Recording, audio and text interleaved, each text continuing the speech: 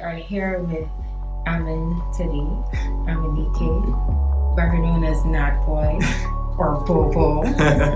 Tell me about Nad Boy and Bobo. Like, where did those names come from? So N.A.D Boy was a name that, because when this music thing started, I would have started it, but I also brought two other friends along with me because I wanted to include everybody, because I had a vision, that this was going to blow up and it was going to be a big thing. Mm-hmm. And I brought two other friends in, Nathan, also known as Six Paradox, and my other friend Danny, and that was the initials of all of us, Nathan, Right. Am, and Danny. And I said, okay, it's going to be N.A.D Boys. Mm-hmm. So that's where N.A.D Boys started. But eventually things happen, adulthood happened for people, and, people dropped out. And so I kept the name alive because it started that legacy of N.A.D Boy. So instead of N.A.D Boys, I became the N.A.D Boy because it was the one to keep it going. Bobo was a name that one of my friends also used to call me and give me because my boy legs. So I thought, it's quite a unique and interesting name. So I said, okay, this is not a name that's really known worldwide, so I'm going to keep it. So one of my first songs would have been released under Bobo, or my first few songs would have been released under Bobo. But yeah, I just decided to change it after things shifted and keep N.A.D Boy instead. Okay, I like N.A.D Boy. N.A.D Boy is catchy. Thank you. So how long have you been not just an artist but a singer songwriter? Because you're into more than singing and music. You act as well, yeah? Oh, yes. Mm-hmm. I think it would have been from 2013, but I would have been writing from 2014. Okay. 2014, because I would have been writing from around that time, but I wouldn't have had equipment or anything. It was just like, freestyle, or I would write a song and I would share with somebody and they say, yo, that's dope. But I mean, that's all you really need to get a day, right? Yeah. For about like 8 years. Yeah. So you're going to be a professional real soon. Oh, okay. Yeah, hopefully. That's the goal, that's the aim. Mm-hmm. But yeah, it's. I think that's what sparked the fuel for me, is having people around me saying, "Yo, that's dope," or "That's really cool."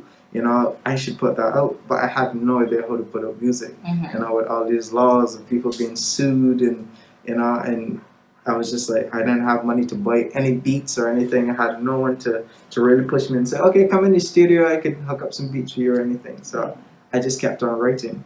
And I mean, where there's a will, there's a way, because you didn't know, but look. 8 years later, look where you are. Yeah. And I feel like as an artist, that's what really, really gets you going. You do it for the people. When you see that your work is affecting and influencing other people in a positive way, that's more motivation to keep going, yeah? Yeah, Mm-hmm. certainly. So that is your inspiration. Can you tell me about your process for creating this song? Like, do you have a special place that you go to get inspired, or like, does it just come to you? Tell me about that.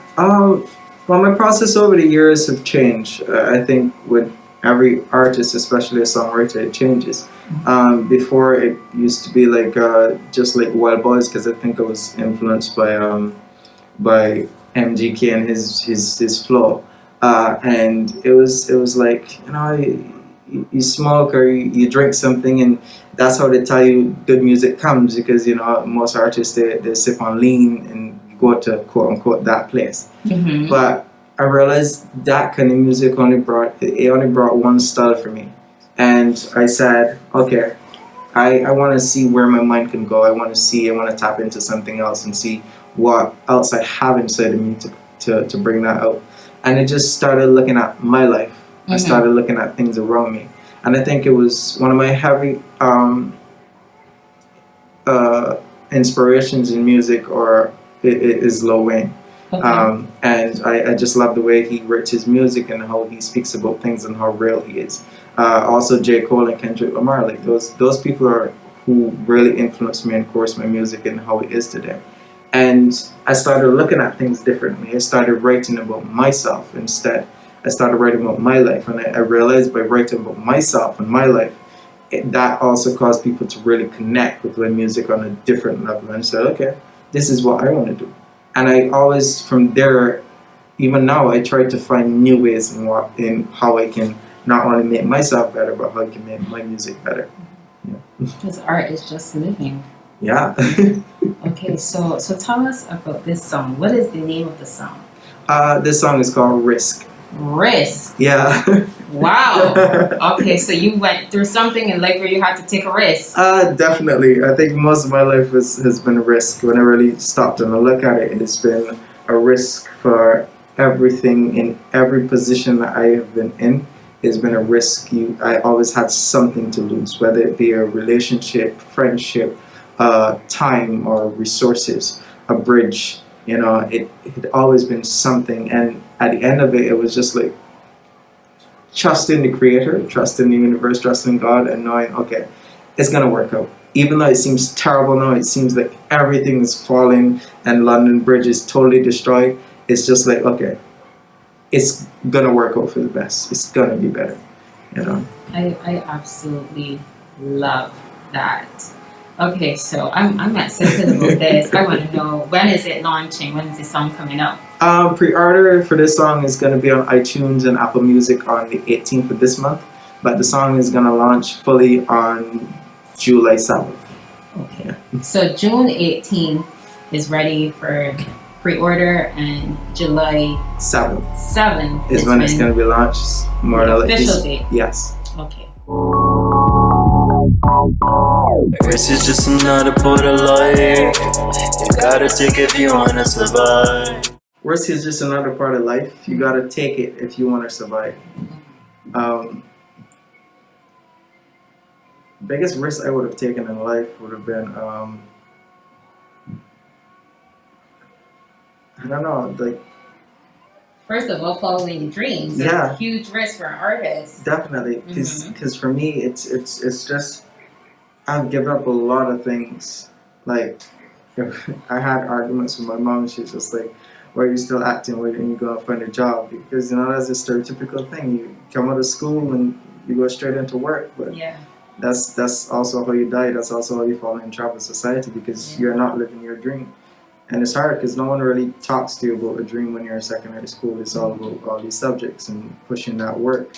And then you come out, you go to college or you go to university, and then you're just like, well, what do I want to do in my life? But in second form, I found that I was about 11 years old when I found what my dream was. I wrote my first script and I said, I want to be an actor. And because of being that actor, I also said, it came to me that, okay, I want to explore other things in this art industry because I am an artist. And I started diving into writing music and see what that was. And I never quit on it. So the two biggest risks for that boy, first of all, defying your parents. Oh, yes. Because we all know Caribbean parents, if you're not a doctor, a lawyer, you're not doing nothing. And that's the thing. I actually gave up medicine to pursue this. Yeah, I had someone willing to pay for my full tuition and everything, and I said, I don't want to be a doctor. Yeah. So and they were just like, but you're so good at it. I was just like, yeah, I know, but I don't. That's not what I want to do. And that was the other big risk, staying true to yourself. So authenticity. Yeah. Love that. A man tells no tales with zero lies. A man tells no tales with zero lies. So break that down for us, because I feel like that's very deep. It is. A man tells no tales with zero lies, so close your mouth if you got a tongue of lies. In full retrospect, they often said the richest place in this world is the graveyard. That's where dreams die. That's where all researches are never accomplished. The songs are never written. Poems are never delivered. And it was also a message to myself. Despite it's my song, it was a message to myself. Is that the only time you have is right now. Yeah. And if you don't do it, then you're going to take it to the grave with you, and you don't know who lives you're going to save. You don't know whose lives you're going to change, basically. And I was just like, a man that's dead tells no tales. Okay. And I have all these stories, all these tales within me, and I need to make the move to go further and tell them. Yeah, because your gift is not is not for you. Yeah. It is to serve other people. Exactly. Yes. Okay. And it's funny you said that because there was one song I wrote, and the lyrics came to me, and I was just saying, okay, this is dope. This is mad. This is crazy. Mhm. Where does and you often ask yourself as an artist, too, where did this come from? Mhm. You know, and it's still a mystery for most of us. But and I never produced that song. Mm. I never produced. I never put forth that song because I was such a perfectionist. I was just like, it's not ready yet. It's not. This thing needs to be fixed. But it's the thing about perfectionism is that it's just your insecurities about True. this thing. It keeps you back. Mhm. And lo and behold, a few months after, Lil Wayne brought up a song and it had those same lyrics in it. Wow. And I was blown. I was just like, whoa, Wow.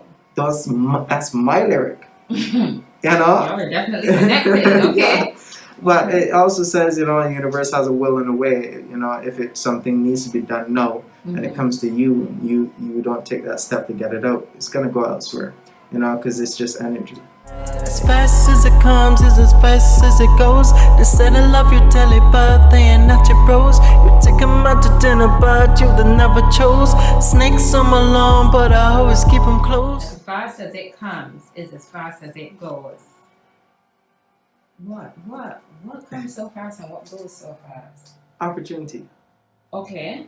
Opportunity. And could be love, could be a bunch of things, but for me it was opportunity. Okay. And there's a saying, I can't remember it now, but it's about being prepared for an opportunity for when it comes. Because if you're not prepared and that opportunity comes, then you lose it. Yeah. You know, and for me it was always, okay, you gotta make yourself prepared. You gotta always be prepared. You know, and you have to realize as fast as it comes is as fast as it goes. Mhm. Okay, so I want to talk about this next line. They say they love you dearly, but they're not your bros. I think that's one of the things you realize when you're on a journey. Mhm. Some of the first things to fall off are friends. You know, I had a Yes. lot of people that say, you know, I love you, I'm here for you, I support you, yada yada. But when you're going through that struggle, you know, and you look around, there's nobody there for you. Mhm. You know, you call people up, it's just like, nah, I can't do that right now. You know. Because some people don't understand. They're not on the same path as you are. Yeah. So that's to be expected. But you will meet the right people along the way. Indeed. Yeah. Okay. Now you take them out to dinner, but they never chose. That again is relationship. We all had a few of those that failed. You know, that person you think, okay, this is definitely the one. You know, and things just go differently, and it's just like, okay, you're not the one for them. You know, and you have to just suck that up and move on. You know, you can't let it stifle you and drown you. You know, you got to use that. And for an artist, for me especially, that's fuel. You know, that's fuel to, okay, I got to keep going. I got to keep moving. Yeah, I mean, I'm sorry that it happened to you. I'm kind of glad that it happened to you because here's this dope song, Oh, right? yeah. Okay, and snakes on my lawn, but I always keep them close. Ah, yes. So I have a thing with snakes. Okay. I do love snakes. I love the boa constrictor. That's partially why my first name was Bobo as well, the boa constrictor. But it's also related to people. You know. We all know who our snakes are in our lives, and it's like yin and yang. It's a negative energy, you know, and it serves its purpose. And we just got to know how to use it, and how not to let it use us, you know. So it's kind of visual, but it's me knowing, okay, I know I got a few snakes, but and I know who they are, and I'm not gonna tell them, well, you're a snake, I'm gonna cut you off, because everybody serves a purpose for me, and I'm not the type of person that's just gonna be like, okay, you're not serving a purpose for me in my life, so I'm gonna cut you off. No, I'm gonna find a purpose for you. Okay. You know. This song is very, very meaningful. I'm definitely excited for it to launch. Now, before we wrap up, do you have anything to tell your supporters, your fans about risk? Yeah. Outside of the song, always take risks. Because you never know when you're gonna book that audition, when you're gonna book that relationship, when you're gonna book that opportunity. Don't sit in yourself and be contemplative or be pensive about it. Jump and take the risk.